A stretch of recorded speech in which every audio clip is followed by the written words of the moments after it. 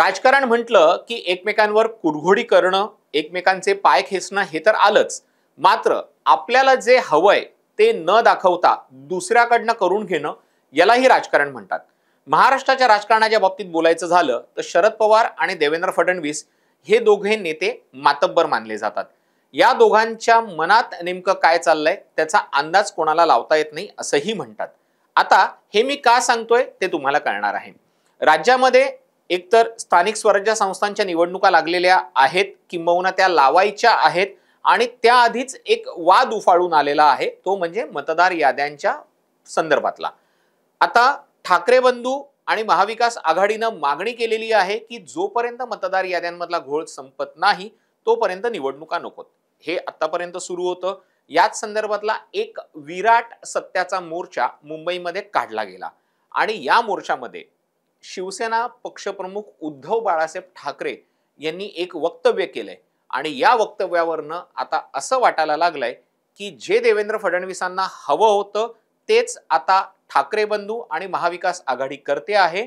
भाजपा किंबहुना देवेंद्र फडणवीसांनी लावलेल्या ट्रॅपमध्ये हे सगळे पक्ष अलगद सापडलेले आहेत. नेमका काय प्रकार आहे जाणून घेऊयात या व्हिडिओतनं. नमस्कार, मी तुषार शेटे. महाराष्ट्र टाइम्स ऑनलाईनच्या या व्हिडिओमध्ये आपलं स्वागत आहे.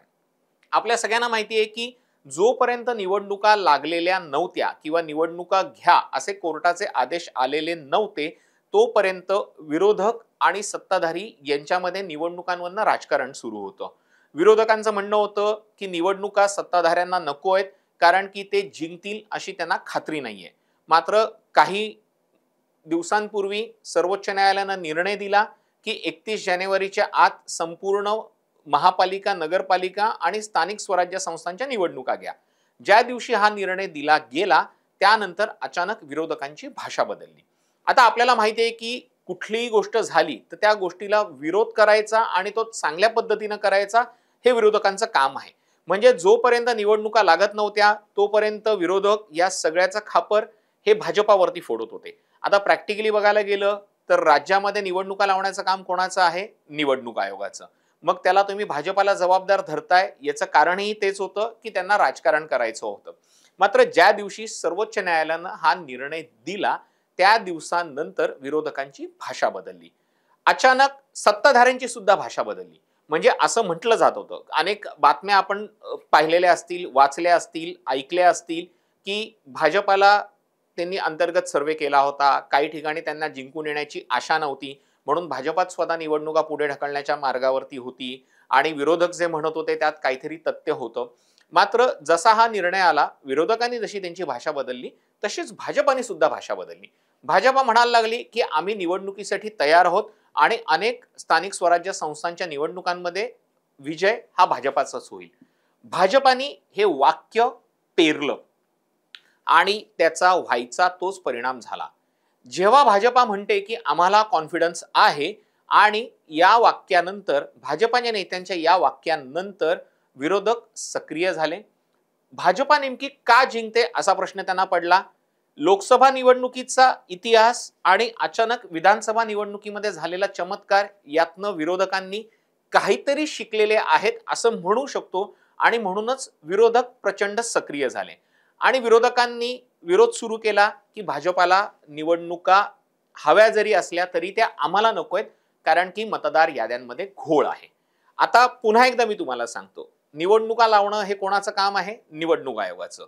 त्यानंतर राज ठाकरेंनी निवडणूक आयोगाच्या विरोधात भूमिका घेतली, मतदार याद्यांच्या विरोधात त्यांनी भूमिका घेतली. ठाकरे बंधू एकत्र आले, ठाकरे बंधूंच्या भेटीगाठी वाढू लागल्या. यामुळे महाविकास आघाडीमध्ये जशी अस्वस्थता पसरत होती तशीच अस्वस्थता बीजेपीच्या गोटातही पसरत होती आणि अचानक एक दिवशी राज ठाकरेंनी निर्णय घेतला, जोपर्यंत मतदार याद्यांमधला घोळ सुधारत नाही तोपर्यंत निवडणुका मी घेऊन देणार नाही. आणि या निर्णयाला म्हणजे महाविकास आघाडीचे नेते तयार असतील किंवा नसतील किंवा त्यांच्या मनाविरुद्ध त्यांना होकार द्यावा लागलाय. राज ठाकरेंबरोबर उद्धव ठाकरे आहेत, त्यामुळे आपल्याला एकत्रितपणे पुढच्या निवडणुका लढवायच्या आहेत आणि यासाठी आपल्याला एकत्र राहायचंय म्हणून कुठेतरी या सगळ्याला त्यांनी होकार दिला. मात्र राज ठाकरेंची भूमिका असं मानलं जात होतं की ही सरकारच्या फायद्याची भूमिका आहे कारण की पहिलं वाक्य ऐका. विरोधक काय म्हणत होते? सरकारला निवडणुका नको आहेत निकालाच्या आधी. आणि आता चित्र काय निर्माण झालेलं आहे की सरकारला निवडणुका हव्यात पण विरोधकांना नको आहेत.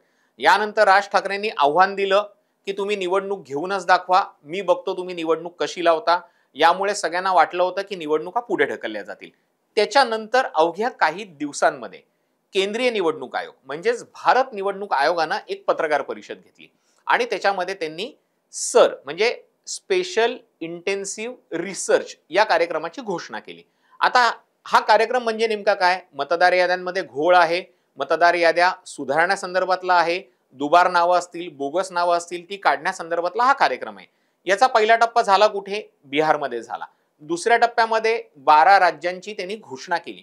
मात्र इथेच विरोधक फसले. झालं असं की या 12 राज्यांची जी घोषणा केली, या 12 राज्यांमध्ये महाराष्ट्राचं नाव कुठेही नव्हतं.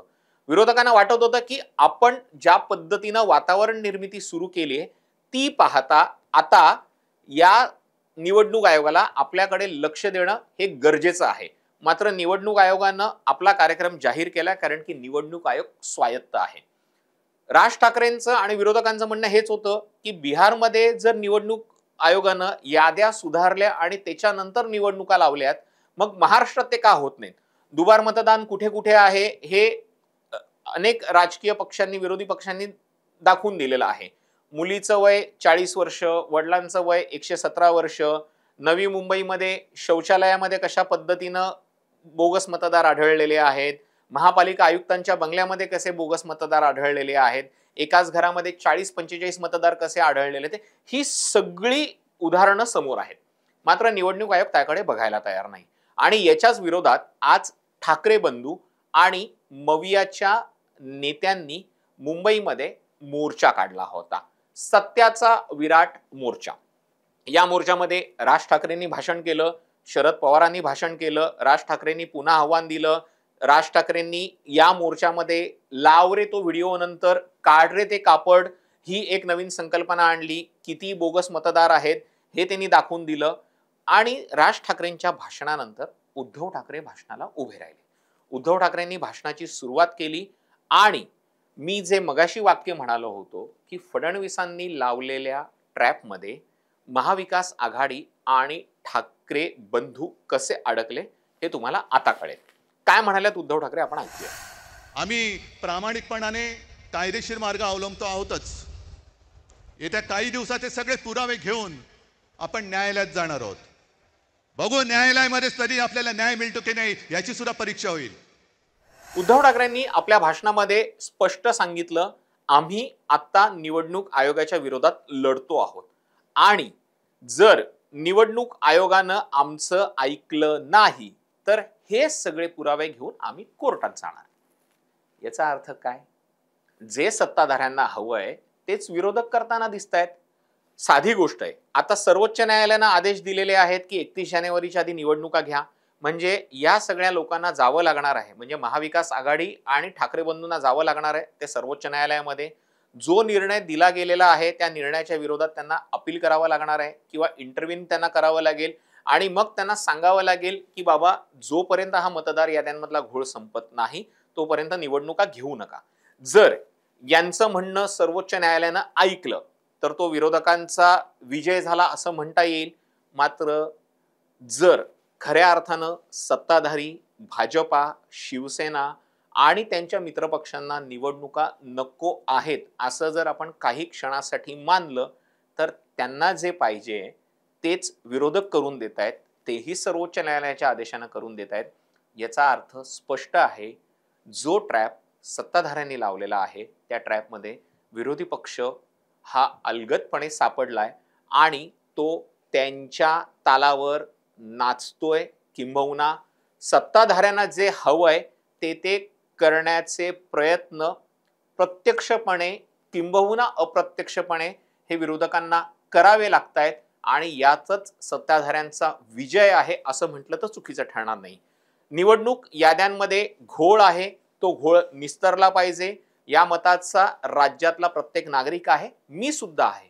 मात्र महत्वाचा मुद्दा जो आहे तो जर खऱ्या अर्थानं निवडणुका पुढे ढकलल्या गेल्या तर सत्ताधाऱ्यांना जे हवंय असा आरोप विरोधी पक्ष करत होते तो आरोप खरा ठरेल आणि सत्ताधाऱ्यांना जे हवंय ते रेडीमेडपणे अलगदपणे त्यांच्या हातात देण्याचं काम विरोधी पक्ष करतोय हे सुद्धा दिसून येईल.